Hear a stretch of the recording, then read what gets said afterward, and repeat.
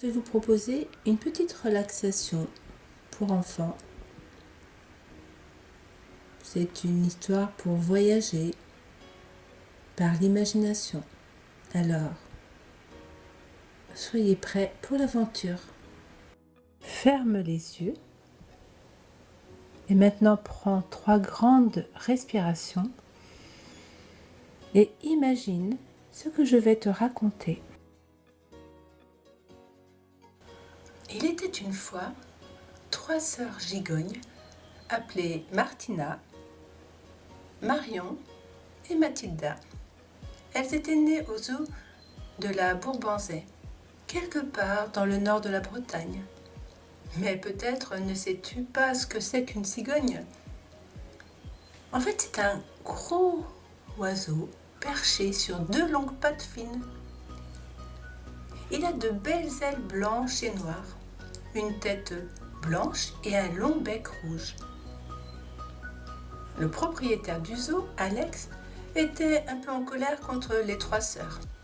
Depuis quelques jours, elle lui faisait la tête et refusait de le regarder dans les yeux.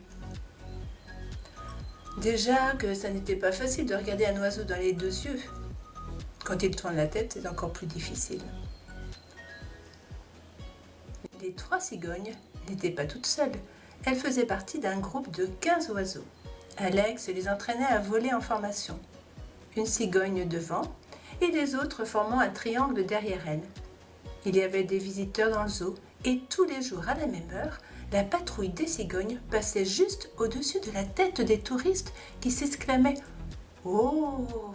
et « Ah !» et applaudissaient très fort. C'était très excitant. Ensuite, le groupe de cigognes revenait dans son grand pré où Alex déposait de belles graines délicieuses. Mais Martina, Marion et Mathilda commençaient à en avoir assez de toujours obéir à Alex, de devoir voler à leur place précise, toujours la même. Elles rêvaient d'être plus libres, de voler plus loin, elles voulaient voir la mer et aussi les montagnes.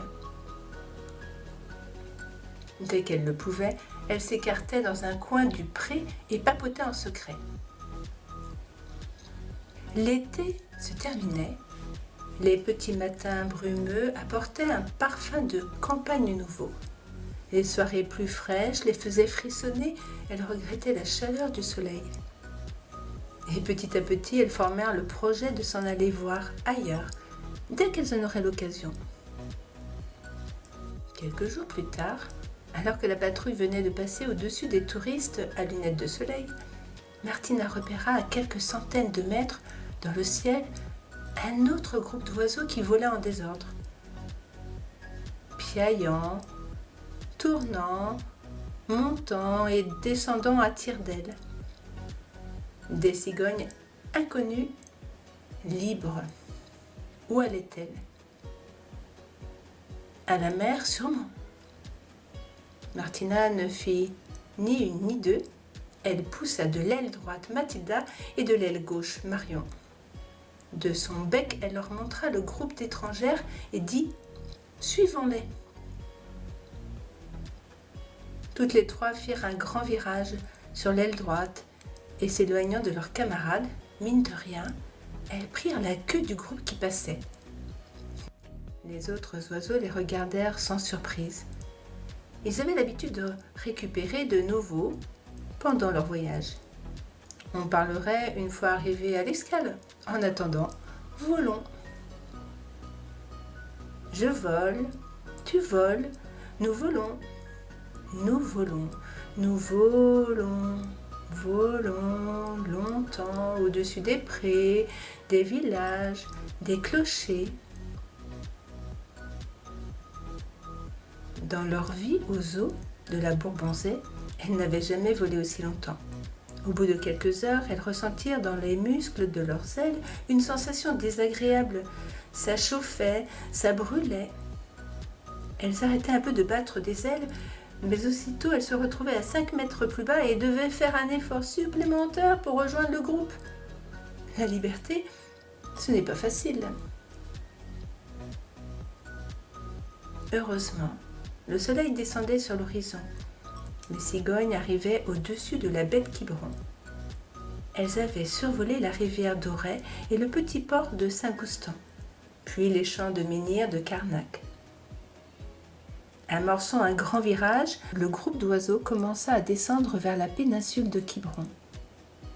L'oiseau qui volait en tête donna le signal d'atterrissage sur les cheminées d'un hameau tranquille, entre la route et la côte sauvage. Ouf, ouf, ouf, firent Martina, Marion et Mathilda. J'ai mal aux pattes, s'exclama Marion. Et moi, j'ai mal aux ailes, dit Martina. Quant à Mathilde, elle gémit. J'ai le bec tout gelé. 5 minutes après, la tête sous une aile, les 3 jeunes cigognes dormaient profondément. Tout le groupe se reposa le jour suivant, volant çà et là vers les plages pour se régaler de petits poissons pêchés au bord de l'eau. Les habitants du village étaient ravis d'accueillir ces beaux oiseaux venus de loin. Plusieurs d'entre eux les prirent en photo et le correspondant du village, Ouest France, envoya un petit article qui fut publié le lendemain. On y voyait Martina, Marion et Mathilda perchées sur le toit d'une maison bretonne. Ce jour-là, à la Bourbonzais, Alex acheta son journal et son pain comme d'habitude. Et il rentra chez lui prendre son petit déjeuner et lire le journal. En ouvrant la page de la Bretagne, il vit tout de suite la photo de 3 cigognes qu'il reconnut tout de suite. L'autre soir, après le spectacle, en les faisant rentrer dans leur grand enclos couvert, il avait eu beau compter et recompter, il n'en trouvait que 12. Il avait fallu un peu de temps pour découvrir lesquels manquaient à l'appel. Car, c'est bien connu, les cigognes ne parlent pas. Et même si elles avaient pu parler, elles n'auraient pas trahi leur compagne. Qu'Alex se débrouille tout seul. Aussitôt, il prit son téléphone et appela le maire de Quiberon. Il expliqua que les 3 fugueuses lui appartenaient, qu'il ne fallait pas leur donner à manger. Quel méchant! Et qu'il venait les chercher. Autrement dit, gardez-les jusqu'à ce que j'arrive. Facile à dire. On n'allait pas les garder là en leur jouant du biniou ou de la bombarde. Ce soir-là, Alex avait une réunion très importante avec des représentants du ministère de l'Agriculture, à qui il voulait demander de l'argent pour agrandir son zoo. Il partit donc tôt le lendemain matin et prit la route de Plouermel, puis Vannes, et il se gara dans la matinée sur la place de l'église de Saint-Pierre-Quiberon. Tout était calme.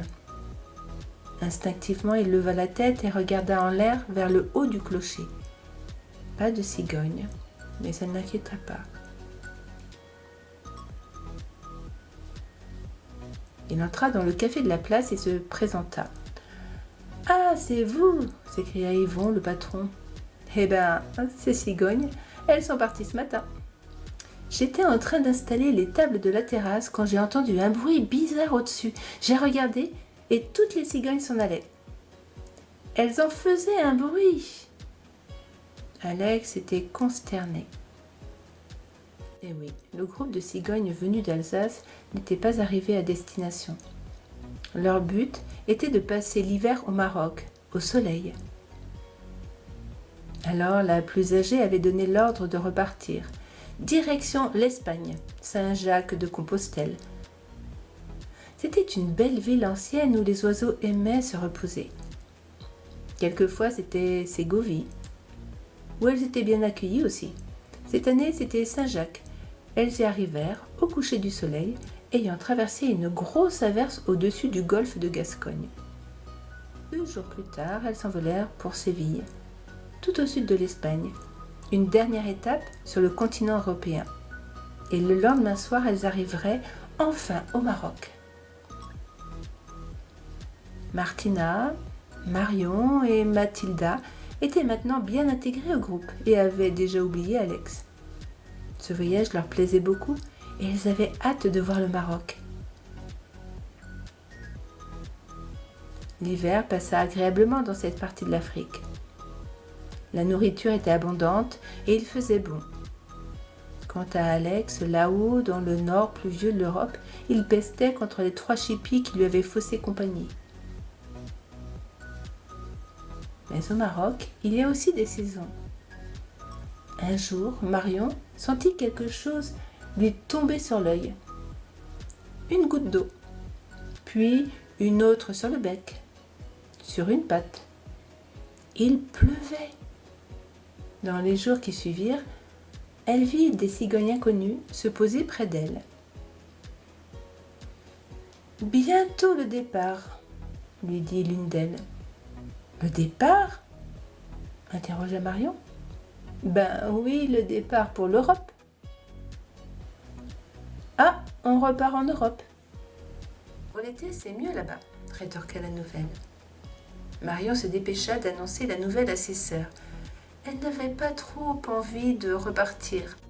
« Pour aller où ? En Alsace avec nous ?» proposaient les autres cigognes.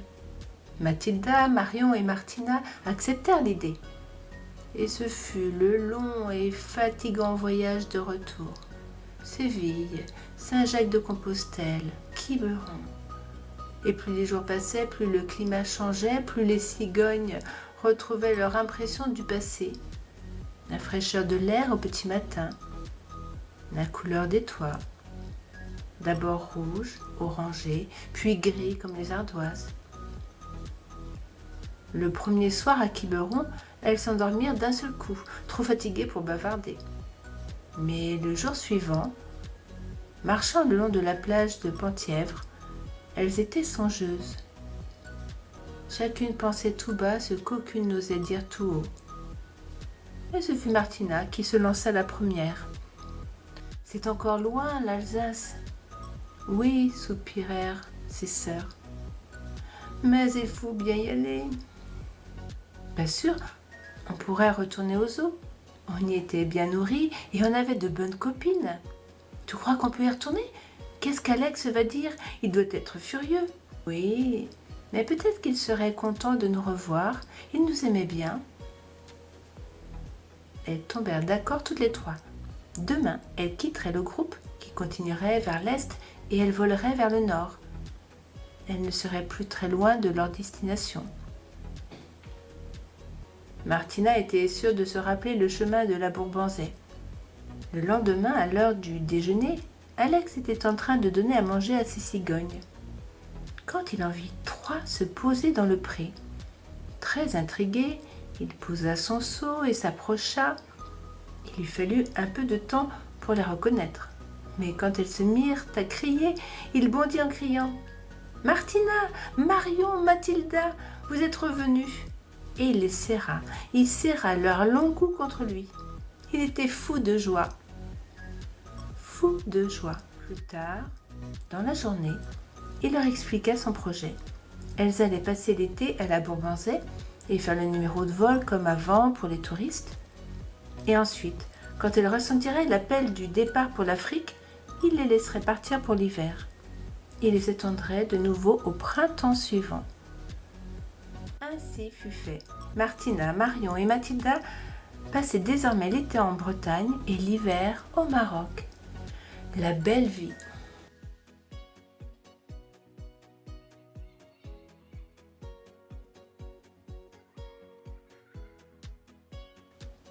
Et maintenant, quand tu seras triste ou fatigué, en manque d'énergie, enfin, quand tu auras besoin, eh bien, tu peux repenser à ces 3 sœurs, à Martina, à Marion, à Mathilda. Et automatiquement, eh bien, tu retrouveras tout ton bien-être. Et tu te rappelleras, comme on peut voyager par l'imagination. Et comme c'est beau de pouvoir imaginer des paysages magnifiques, merveilleux, eh bien tu pourras le faire quand tu le souhaites. Et parfois ça peut t'aider même à t'endormir, à te relaxer. Très bien, à très bientôt.